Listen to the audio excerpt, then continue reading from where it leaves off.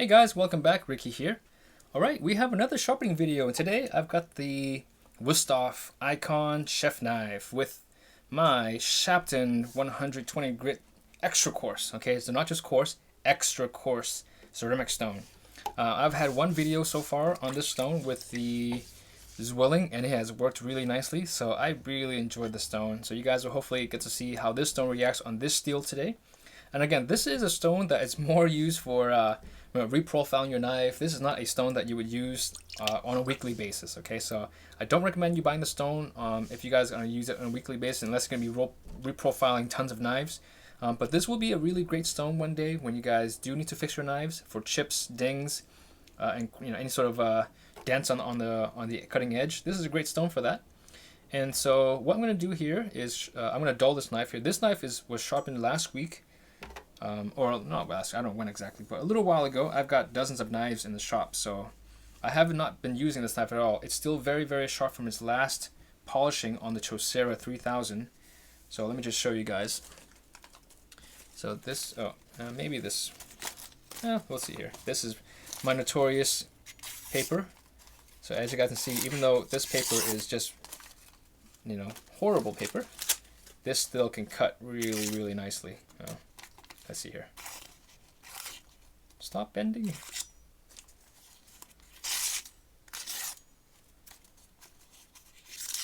The paper's a little damp. This is embarrassing, but see, here we go. Here we are. Just gotta get the right angle in. But it's quite sharp, okay? So this was just worked on with the Chosera 3000. It's got a really nice crispy edge. And you guys can just hear that ping. So I'm gonna use my trusty brick. Run this guy 20 times, and I guarantee you it will not cut anything after that.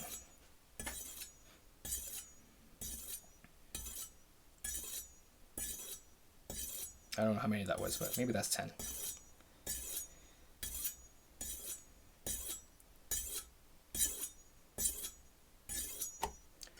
I wonder what Wusthof and Zwilling would say when they see my videos and I'm running their knives on bricks.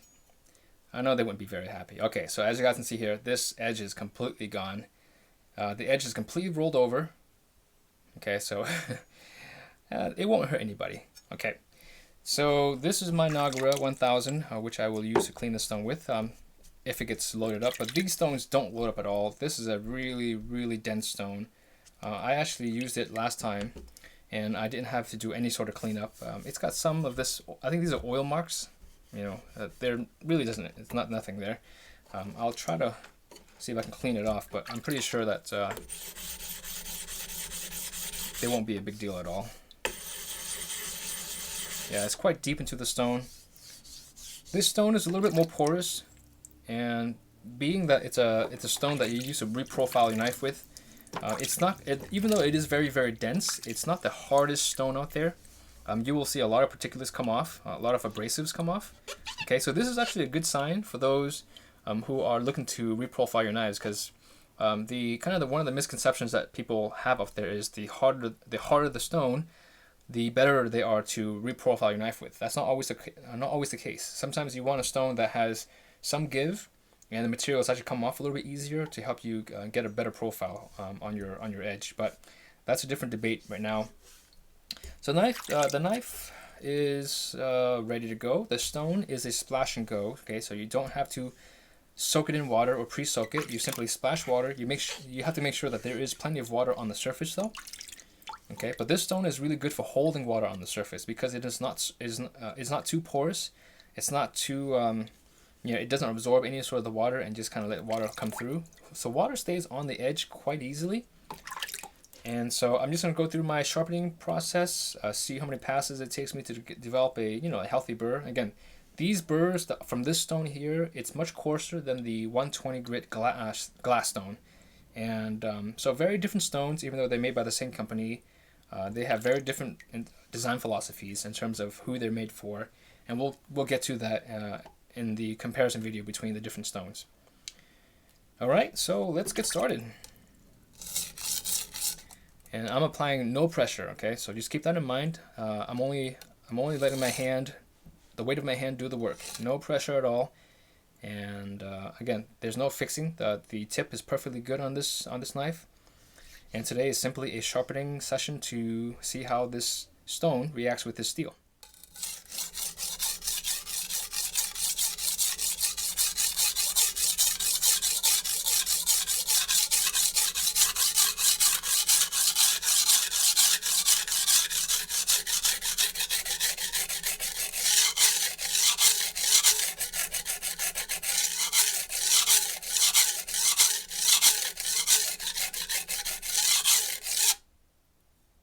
Okay, so as you guys can see there, I mean, there is already a very fine burr up and down the edge. I think another pass will actually be enough for this knife right here.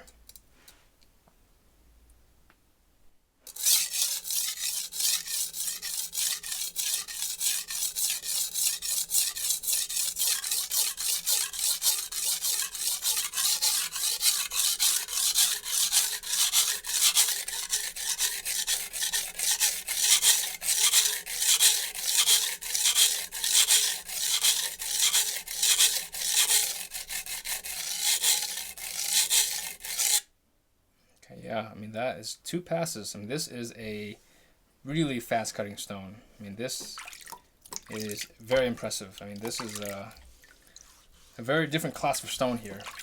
Definitely not a stone that you want to buy as your first stone.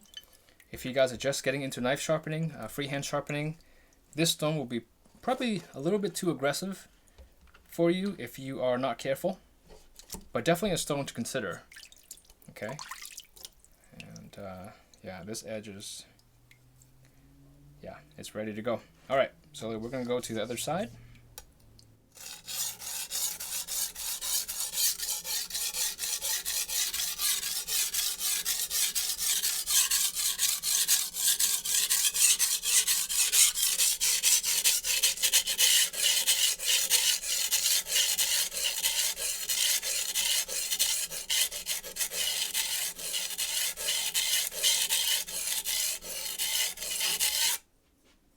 Okay, yeah, I mean, that's 1 pass, and there's the burr has already folded over, and so I'm gonna go 1 very quick pass on the other side.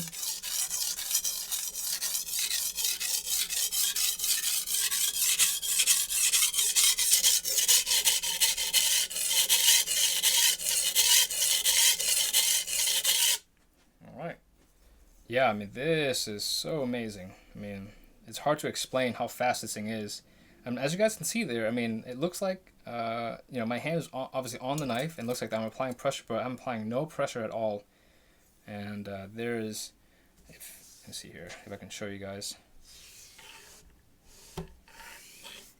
Yeah, so there is quite a bit of material coming off, and these are like, imagine just really fine particles of sand. Well, that's what it feels like. So now I'm going to clean up the edge. All I'm going to do is strop on this stone. And so that I normally strop is, I go, you know, with at least with the higher polishing grit stones, I go, you know, 10 times or 20 times on each side. But for this stone here, because it is so fine, and because it, I mean, not fine, because it is so coarse, what I'm gonna do is I'm gonna go probably 4 or 5 times on each side, and then I'm gonna do single strops, really quickly. Okay, so you guys will see. Just maybe 5 times. Yeah, 5 times. The burr has already folded over, so I'm gonna go back to this side. You can go many different ways. This is the easier pattern here for those who are new to sharpening. I'll show you my pattern normally. So 5. This is how I normally go.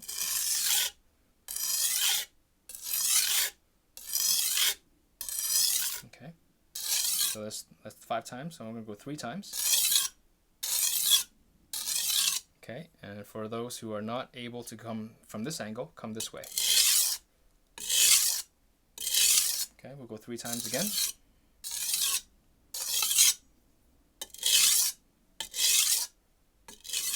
Three times. Now we'll go 2 times.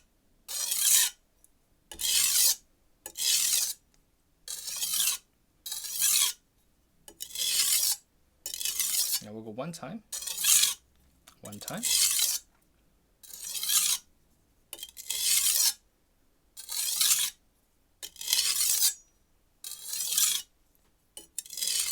Now at this point, you really want to go based on sound and feel. And I think I'm going to go a couple more times, and the edge should be ready to go on to the next phase of your sharpening process.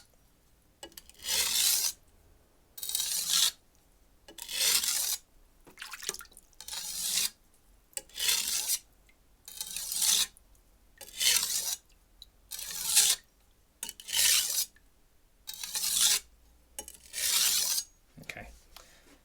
All right, so now I'm gonna dry this knife off and do a really quick cut test here. I know a lot of you guys are curious, how sharp can you get a knife with a 120 grit stone? So we're gonna test that out right now. All right, I'm gonna keep right here. Just so you guys see, I'm not switching the knife out at all. This knife will not leave your sight.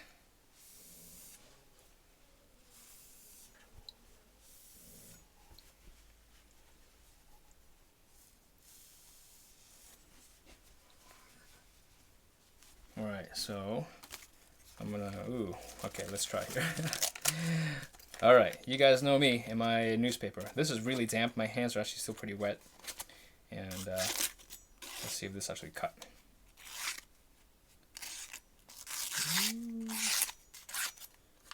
Okay, it will cut.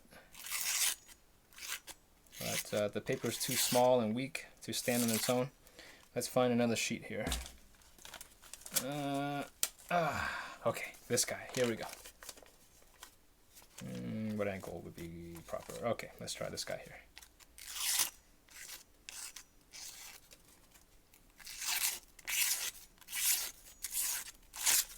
Okay, so it cuts. Let's get a slightly bigger sheet somewhere.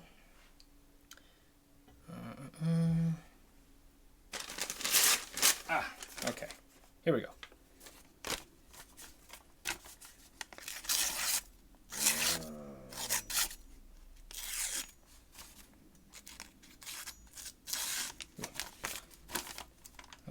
Okay, let's try this angle here.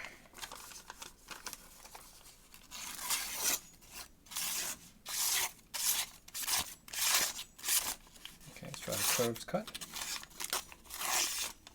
Okay, so here you go. It cuts. Not bad. Not bad for 120 grit stone, huh? Paper is just too weak at this point.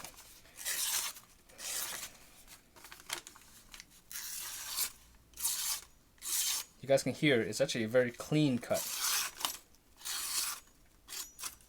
So let's put it here. So yeah, I mean I tried curving the blade a little bit, curving the angle. It does cut really nicely. Look at that piece right there. Nice carved angle. So, so this is a really cool stone. I really enjoyed the stone. It does seem to wear a little bit faster than the other stones that I've used so far. However, it is a very special stone. It sharpens really, really well. I mean, as you guys can see on 120 grit stone, extra coarse, and how good this this edge is. Now, obviously, I would normally go onto a 800 grit stone or 1000 grit stone before I go into the kitchen with it. But right now, as it sits, you can use it in the kitchen. You can use it anywhere. I mean, it is perfectly sharp enough to be used as your daily cutter. I mean, this is a really nice stone. All right, so again, I'm not doing any reprofiling at this point, which I will do at some point. But right now, this knife is still new. There's nothing to reprofile. And so I'll do a session at some point on this stone. But, that's for those who are looking at this stone. I mean, this is a really good stone. It's very fast cutting, gives you a really clean edge. If you sharpen properly and you have proper technique, you can get a razor sharp edge from this stone, which is quite impressive. Or maybe not razor sharp edge, but you can get a very sharp edge. And definitely sharp enough to be used in my kitchen. All right, so, and let's take a look at the stone here. It's pretty clean, as you guys can see here. These spots are from when I first started sharpening. They haven't changed at all. Let me see if the stone's any cleaner. So I'm gonna clean the bottom half of the stone here. Let's go.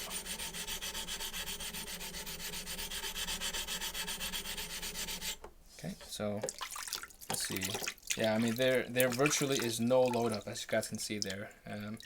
maybe it's ever so slightly more cleaner down this side here, but this stone here doesn't load up at all. This, I don't know, this is probably oil. I'm guessing it's oil from the. I'm guessing it's probably oil left over from the logo, you know. So that's my guess. That's probably what they are, or oil from when the saws that are used to cut these stones. So that's my best guess as to what this black load up is. It doesn't seem to be metallic. It definitely feels like it's deeply embedded in the stone. So that's my guess. It's an ink or an oil that is stained all the stone itself. But yeah, wonderful stone. So hopefully you guys enjoyed the video. Hopefully that was helpful. So thank you guys for watching. If you enjoyed it, you know what to do. And I will catch you in the next video.